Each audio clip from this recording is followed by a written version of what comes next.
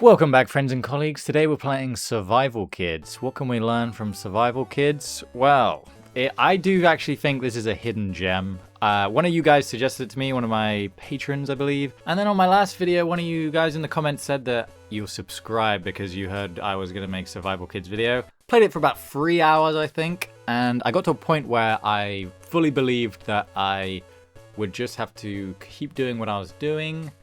And I'm sure there'll be other things to craft along the way, but I think I got a good gist of it. The point of this series is, as developers, we need to think about how the game speaks to our players and how our players interpret our game from the very moment they turn it on. And I do think this is a skill you have to practice as a developer, thinking about how you can simplify your design in the very first moments of the game in order for it not to be overwhelming and then just want to turn it off and stop playing and give up, right? You want to make sure that the game almost breadcrumbs the player and makes them think they're learning it on their own when really you've designed it like this, right? And I think this game is actually a really good example. There was only one point that I got stuck, and it was when the information that it told me was technically incorrect from the crafting recipe, basically, that I had to do.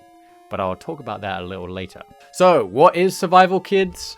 I believe it's a 1999 Konami game, also called Stranded Kids in Europe. And I don't know why it's called Kids, because it's just one of you. Maybe you'll find more later. But there's basically just you on the island. The story is that you and your dad have taken this ship with 4 funnels, for some reason, because for your birthday, out onto the sea, and it gets destroyed by a massive wave and you wash up. I don't understand why such a huge ship only has 2 passengers, or they even said 2 crew, right? So it's just you and your dad on a massive ship. But that's besides the point. It looked cool. And basically you wash up and you have to pick up items, craft items, eat, and survive the night, and or survive until the nighttime in order to then sleep and continue. I think I got to about 29 days in game. One of the days I accidentally just slept as soon as I woke up, and then I woke up starving, so I had to go out and find food rather than trying to fix the stuff I was working on. But I think the fact that that exists as a mechanic is cool. So yeah, I'm going to talk about the story, the music and sound effects, the artwork, the menus, the design, the programming, and then, if I think it's possible to do in GB Studio, because I am a GB Studio game developer and I'm working on a game right now that's actually quite similar to this. I'm kind of glad I played this because there are some design challenges that they kind of overcame in a unique way by using the story, but we'll talk about that. So stay tuned and enjoy the beautiful gameplay on the CRT. Obviously, this was originally for the Game Boy Color. I think it's actually playable on the original Game Boy too. In GB Studio, the way I know if a game is made in color-only mode or if it's Game Boy compatible is if the player can actually walk behind pieces of the scenery on like a large scale, right? Because in GB Studio, when you put it to color-only mode, you can have tile priority, where basically the sprites display behind the tiles of the background. But that isn't compatible with the Game Boy for some reason. And this game doesn't have that, where you walk behind the trees, for example. Like all of the artwork is like solid and you walk around it. We'll talk on that later in the artwork section, but the story. For each of the sections, I'm going to have like a liked, dislike, and what we learned. What I loved about this story is that it was very linked to the game design and gameplay. It never felt like it was just being told at me, except in the very beginning in the intro. Every other thing actually affected gameplay. So for example, the shack or whatever, there was a storm and the shack was destroyed. And as a story point, that makes you as a character feel a certain way, right? That's a story beat. But as a player, it affects you too. It gives you something else to do. You have to then fix up your hut, which I think is a valuable thing that maybe indie developers or solo developers don't think too much about. The idea that your story can be completely linked with the gameplay, so that whenever you want something to happen to the player, you actually it happens to the player, maybe as a story beat, and it affects gameplay. There shouldn't be a time when gameplay isn't affected by the story, right? Otherwise it feels very surface level. I can think of points in the game when it did feel surface level, but it was almost felt like as reminders to the story rather than it being a story beat. What I didn't like about the story is that it felt very generic. I think that is a risk that comes when you link it to the gameplay. But the fact that you're on an island and you're surviving, we've heard it all before, right? It's very, very generic. However, it's a fantasy, right? The idea that you might want to imagine, you're only you on this island and you're going away and, having to craft a bow and arrow and stuff like that. That sounds fun, right? The genericness means that you, as the player, actually have some, choice of the matter. Do I want to kill the animals with my knife? Do I want to kill them with the bow?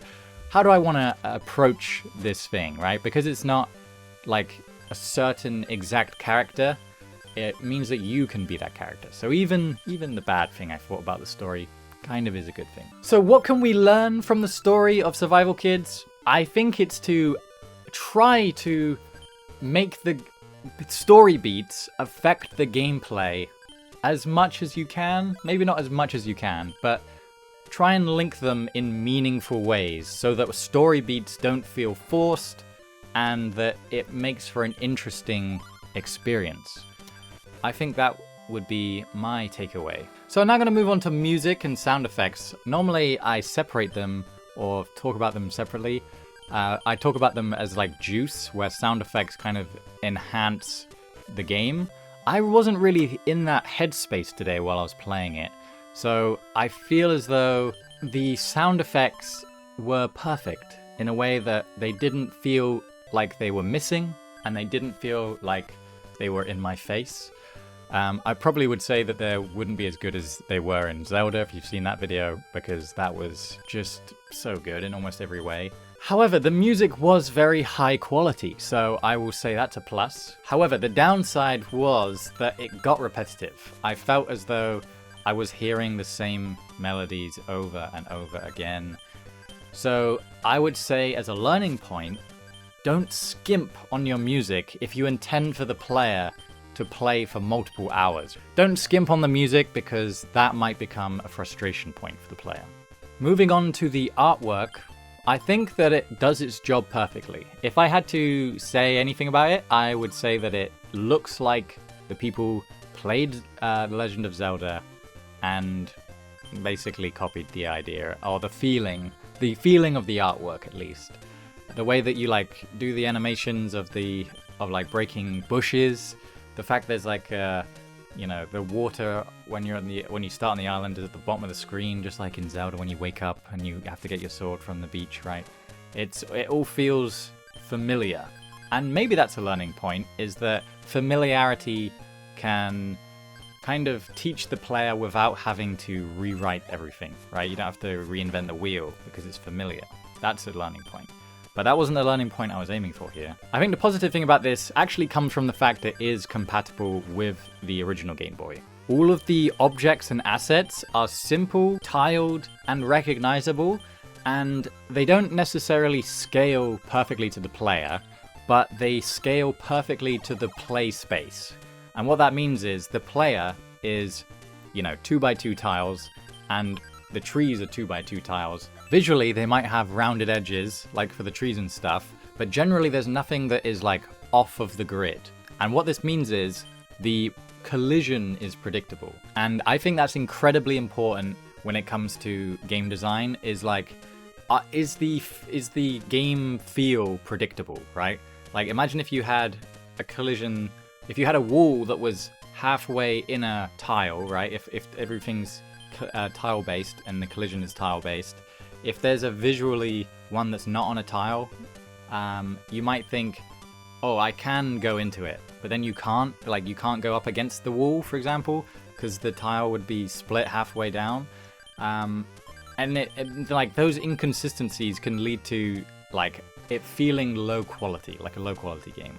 So I think this game is a very high quality feeling because it uses the tiles in the artwork and the collision very well. However, this means that it's not necessarily realistic or in scale. However, I think that's a learning point in the fact that it is more important. It's sometimes more important. I guess some games it doesn't matter so much. But I think in this game and similar games, it's more important to inform the player than it is to impress them. I think, especially if you're thinking about it being played on a Game Boy screen, right? Where it's not lit, it's you know, pea soup. It's very, like, almost a similar color from black to white isn't that too different, right? It's way more important to inform the player about what the hell they're seeing on their screen than it is to try and impress them with something, right? If the object that you're seeing on the screen looks like a plank of wood, right? That's probably more important than it looking like a really cool piece of wood that like perfectly fits within the world, right? Because if it perfectly fits within the world, it might actually not stand out. And you want something that's interactable to stand out. So yeah, as a learning point, I'd say it might be more important to inform your player than impress them. Now, we're going to move on to the menus, and the reason why I'm talking about menus as a singular point is because a lot of games have menus, and I talked about how Pokemon in the last video is basically a lot of menus, but with animations and things to make us feel like it's not just menus and variables changing, right? However, this game is very menu-based. There are a lot of times when I'm, you know, for example, if you want to start a fire, if you don't have kindling, you have to go into your menu, go on merge, find bark, find a stick, and then, you know, then they merge together and make kindling. Then you go into your inventory, you click on item, you click on kindling, then it turns into a fire. And then when you're in the fire, you click on, you know, the options menu to open it up, and then you can burn stuff on the fire. So like you like, if you want to make a fire, there might be 3 different menus you have to open up. It's all kind of the same menu, but you have to do it 3 times. And I think that is kind of frustrating. However, the frustration was okay because once you learn it, you get fast. And the menus are actually very responsive. Like, I could flick through them very quickly by the end. Like, I knew where everything was. I kept trying to, you know, when the fire was on the ground, just like interact with the fire, and it would be like, I lit this. I'm like, great, I know I lit this, I just lit this. What I want to do is open up my items menu in order to, you know, burn something on this fire. There was just some like minor tweaks I would change about interacting with things that would automatically bring up the menu. That would be lovely. I also felt like there was a lot of junk. Maybe I haven't found a use for it yet, but I found that like there was like 5 or 6 different types of grasses maybe that I don't think I ever used. There was leaves that I never used, which I would call junk because it just fills up your inventory and you think there might be a use for it, but I never found one. So I would call it junk. And I'll get to this more in the design bit, but what I want to try and learn from the menus is you should try and make important things more accessible. And I did find this, that in your inventory, even though your backpack is quite small, the thing you've last used comes to the top. So if you want to make a fire again after you've made a fire, it's actually quicker than it was before if you hadn't made a fire in a while. So I think they were 90% there, maybe 95% there, right? There was just tiny little things that maybe made it was a tiny bit more frustrating than it needed to be. And I'm hoping that the junk becomes useful later on. So next thing I want to talk about is design. This is probably one of the most important things you need to think about in game development. It's game design. And this game had an extremely strong flow and a very clear progression. I think this was helped a lot by the story. The idea that when you are on the beach, when you wash up, you're in an enclosed area and you're kind of encouraged to touch everything because there's nothing else to do, right? And I think this is probably the only way you can really teach players what to do is give them a tiny space where once they've run out of the most obvious things to do, they have to start experimenting. And then that experimenting leads to them learning, and then the progression continues. It was only after I got out of that first tiny little area that it really began to get really frustrating, where I was picking up all those grasses and stuff. Once I existed in the world for a bit, and I'd like started experimenting with different things, I realized that like we needed fire, for example. We needed to make tools of some kind. And I started to experiment with the merge in the menu thing. There's like a merge option. The problem was that I had so much junk at this point that it wasn't obvious what I needed to put together.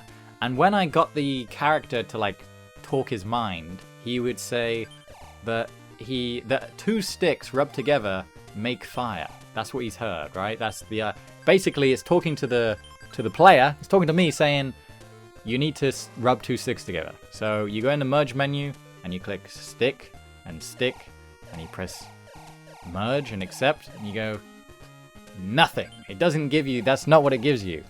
To make a kindling, to start a fire, you need bark and wood. And if you know anything about real life, that is kind of what it is, right? You kind of like roll a stick over a piece of bark with like a little string wrapped around it so you can make it spin really fast. And that was the diagram, that was the image that they showed us once we'd made it. But I had to Google it. I got that stuck that I was like, I actually have to Google this. And I didn't want to do that in Metroid 2, and I think I had to as well.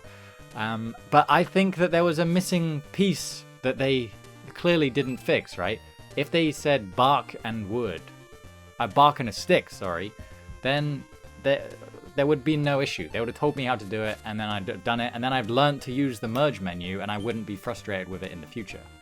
Every other thing that I'd made with that merge menu, I did off of my own volition. I think that during the game, like the character says stuff, again, similar to like, if you rub two sticks together, you can make fire.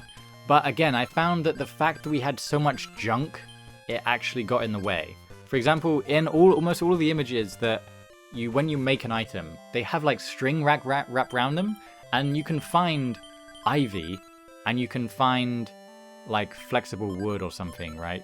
There's like different items you can find. So you'd think that to make an axe, by seeing the image of an axe, you'd think, okay, we need a stone, we need a stick, and we need this ivy, or like this rope or whatever to wrap around it. But you don't. You need only the stone and the stick.